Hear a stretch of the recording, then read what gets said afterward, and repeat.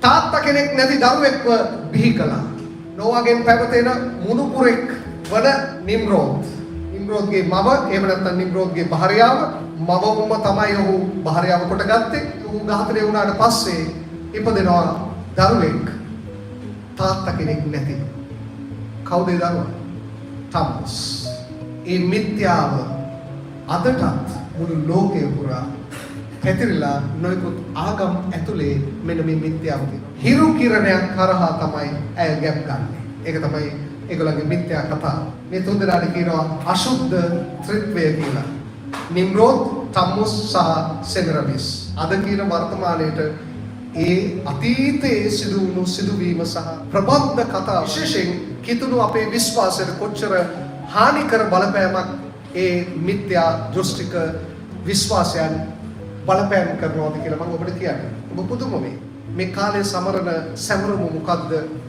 කිතුණු ලෝකේ ලෙන්සිස චතාරිකේ ඉංග්‍රීසියෙන් තව වචනයක් තියෙනවා. මොකද්ද? ඊස්ටර් සීසන්. ඊස්ටර් කියලා කියන්නේ මොකද්ද? එස්තර්. එස්තර් කියන්නේ බයිබලයේ හැටියට නම් අස්ටෙරෝඩ්. මේ අස්ටෙරෝඩ් දෙවඟන කියන්නේ සරලව කිව්වොත් ඔය සෙමිරමිස්ම තමයි. නළලේ අලු ගාගෙන වැළපෙන්නේ කා ගැනද? තම්මුස් ගැන. තම්මුස් ගැන වැළපීම බයිබලයේ සඳහන් වෙනවා. ඔවුන් වැළපුණේ කා ගැනද? තම්මුස්ගේ මරණය ගැන. කොච්චර කාලයක්ද? දින 40ක්. තම්මුස් ඝාතනය වෙනවා වල්ලුරු රැළකට හසු වෙලා. ඔවුන් නැවත ඉරට ආරූඪ වෙනවා, නැත්නම් එසෙන් වෙනවා. ඉරට ආරූඪ වෙලා ඔහු හිරු දෙවියෝ බවට පත් වෙනවා. අන්න ඒ දවසට තමයි කියන්නේ ඊස්ටර් සන්ඩේ කියලා. ඊස්ටර් සන්ඩේ කියන්නේ මොකටද? තම්මුස් ඉරට ආරූඪ වුණු දවස. ඒවව යක්ෂයා මුලා කරා වගේ දෙවියන් වහන්සේගේ වචනය අරගෙන ඒකේ හෙට මෙන්න පෙරලලා ට්විස්ට් කරලා ඒවව රවටුවා වගේ අද වර්තමාන කිතුණු සභාවත් යක්ෂයා රවටමින් ඉන්නවා. ඊස්ටර් සීසන් එක, ඊස්ටර් සන්ඩේ ගැන ජේසුස් වහන්සේවත් උන්වහන්සේගේ කුරුසයාගයත්, උන්වහන්සේගේ දුක් ප්‍රාප්තියත්, උන්වහන්සේගේ ලේ වැගිරීම, උන්වහන්සේගේ නැවත නැගිටීම මේ සියල්ල මිශ්‍ර කරලා සභාව රවටමින් ඉන්නවා. මේක රැවටිල්ලක්.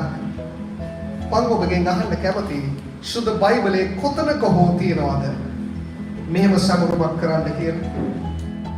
අපි දන්නවා මුල් සභාව, මුල් ගෝලය ඔය දේවල් කරා.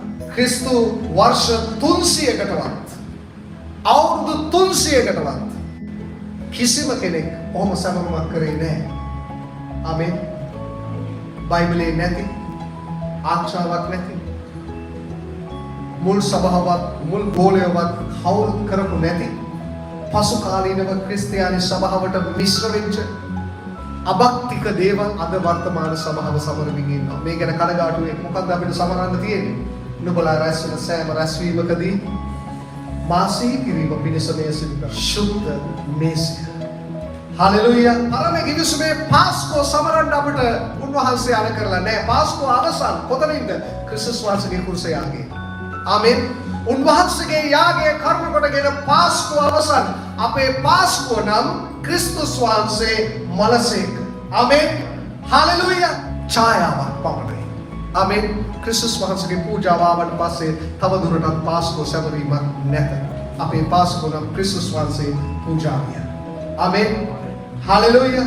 එතනින් පස්සේ අපිට මොකක්ද උන්වහන්සේ අර කරේ? ඔබලා රැස් වෙන සෑම රැස්වීම, අපි රැස් වෙන සෑම රැස්වීමක අපි සමරන්න ඕනේ මොකද්ද? ක්‍රිස්තුස් වහන්සේගේ යාගවීම. හලෙලූයා. ප්‍රශංසා වේ.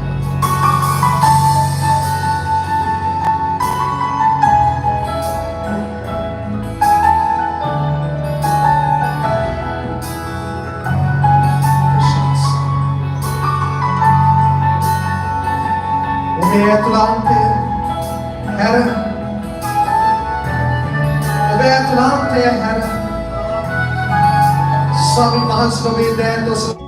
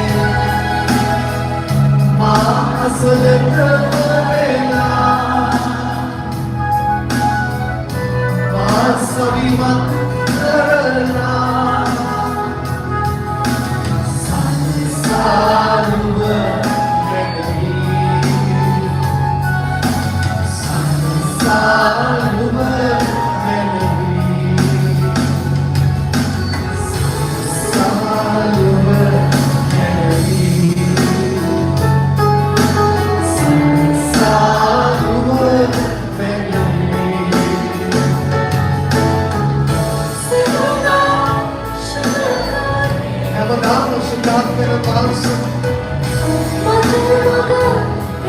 සෑම මොහොතේම සුද්ධාත් වෙමි.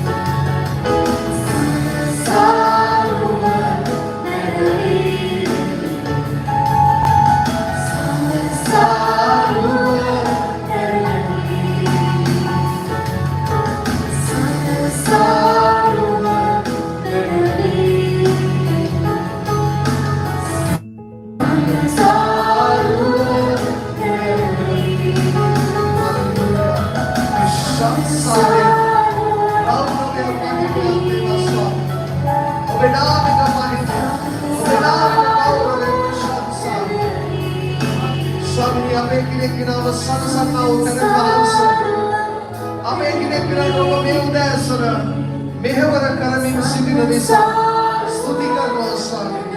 ප්‍රශංසා